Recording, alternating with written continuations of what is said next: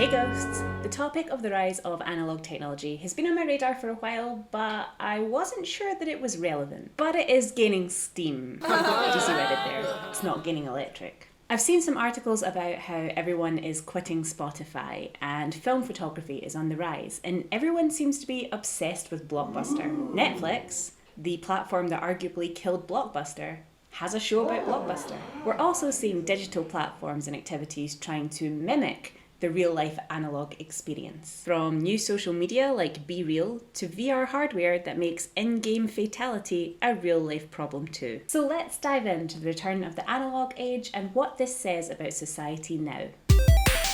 Recently, The Guardian published an article called "There's Endless Choice, but You're Not Listening. Fans Quitting Spotify to Save Their Love of Music." Tears flooding their eyes, hands trembling. "Forgive me, it's for the love of music." There's two main reasons people are quitting Spotify. The first is that when you have infinite choice, you can experience choice paralysis. Research suggests that when we make small choices around taste or style, we have an easier time making a decision when there are less options. When you go to listen to music, you might think, oh, I'll listen to my liked songs. But you've heard them 100 times and you're just not stimulated by them anymore. So try something new. Well, you're not really in the mood to try something new at the moment, you just need something now to play in the background. So then you go to choose, and this is where Spotify makes it more difficult. There's just so much choice that it becomes hard to make a decision. Whereas in the analog days, you had a collection of CDs or tapes or records, and those were the limits of your choice. By perusing the few albums and singles that you had, you'd find something you wanted to listen to. If you don't want to listen to rock and roll, you can listen to spicy pop. Another reason people are falling out of love with Spotify is because in order to make the music happen, you just have to hit play. You're not really taking part, it just happens, like a microwave dinner or dying. Whereas, and I'm going to be saying the word whereas a lot in this video, whereas with analog media, you take part in putting it on. Although the steps are small, the act of taking the record out of the sleeve, placing it on the record player, and lining up the needle are active. You are making the music play with your hands, like a composer, but with less pizzazz. It's the same reason that you're more likely to keep furniture that you assembled rather than furniture you bought pre-assembled, because you feel like you achieved something when you created it, even though you did the bare minimum. Another reason that people are leaving Spotify is because you pay a relatively small subscription fee or nothing at all and listen to ads, and you can hear everything you want. If someone releases a new album, you can listen to it now at no extra cost. Whereas in the analog world, you would have to buy that album outright with no idea of whether you were going to enjoy it or not. By exchanging money for the album, it now belonged to you and so had value. It also generates a bigger income for the artist when you buy their music outright rather than stream it. And something magic happens when you listen to an album over and over. You've got those songs that you really love and you listen to over and over, songs that are alright, and then the songs that you don't care for. But the more you listen to the album, the songs that you didn't care for grow on you, and you start to appreciate what they bring to the ensemble. This is less likely to happen on Spotify because you are just going to listen to the songs you like and never click on the songs you don't like again. So this is how the internet is ruining music for some people. Tapes and CDs are making a little comeback at the moment, but vinyl has been making a comeback for a long time and is going strong. There was always a purist element to this, where people missed the crackling sound of vinyl and felt that CDs and digital media were too clean. In fact, Pearl Jam released a song in 1994 called "Spin the Black Circle" in honour of the vinyl sound. I think the charm of vinyl held on to people's hearts over time, and now it's back in vogue. Huzzah!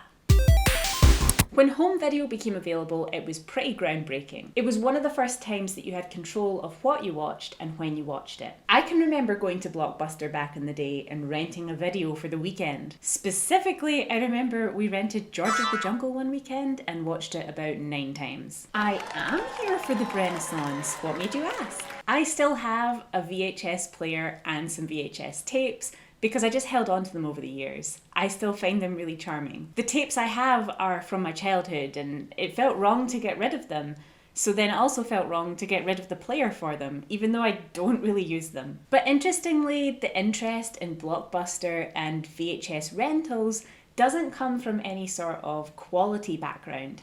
It's actually more to do with choice. People really like the idea of browsing a physical library of film. And again, the less choice we have in front of us, the easier it is to choose. It's very common that people find themselves scrolling through Netflix for over an hour and never finding something that they want to watch. And lately, media has been doing a really good job of portraying how fun a space like a video rental store is. There's a sense that we've lost social and community spaces like this where you might run into someone with the same interests as you, or you might be able to ask the store workers what their opinion is because they're usually film buffs, or you might just discover something by chance that you never normally would have looked at.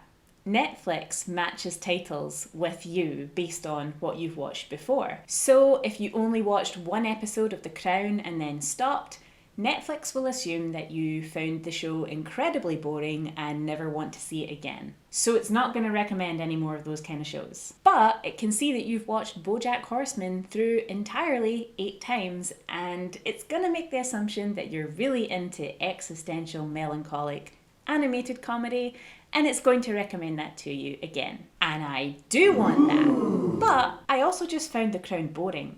I do actually like period dramas. Little Women is one of my favourite films. But because Netflix is designed to just feed me more of the same thing and draw upon what I enjoyed, it's going to make assumptions that mean that it won't suggest things to me that I actually could enjoy. The other reason videotapes are getting a lot of attention right now is because of home videos.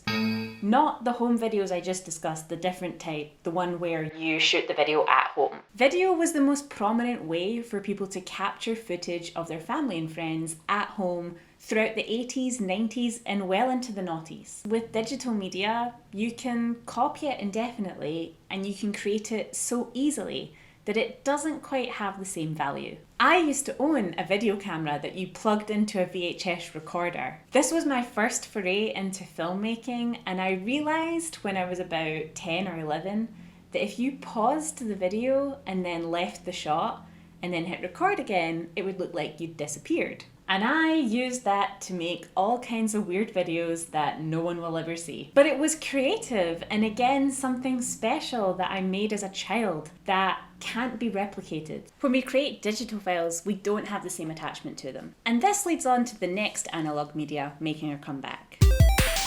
Much like with digital audio and digital video, digital pictures are everywhere. And that's great. Without digital pictures, memes would be really unfunny. Hey, you know that picture of the couple walking and the guy is looking behind them at another girl and then his girlfriend is looking at him disgusted?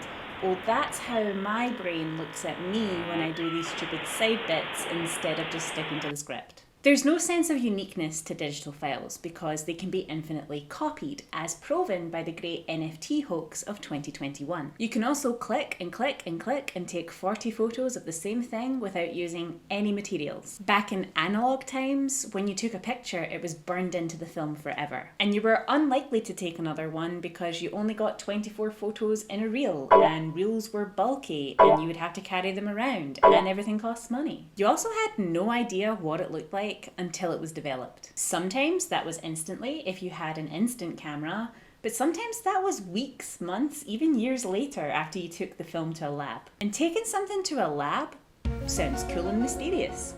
Is it photos? Is it chemicals? Is it blood? This is why I think analog photography is back. The mystery of it all. Personally, I love the idea of a surprise photo with unique film burns and unusual composition. It makes it feel like this truly was a moment in time captured and not posed or choreographed. There's a feel to old photographs that you can tell the people were living in the moment and just happened to capture a quick picture.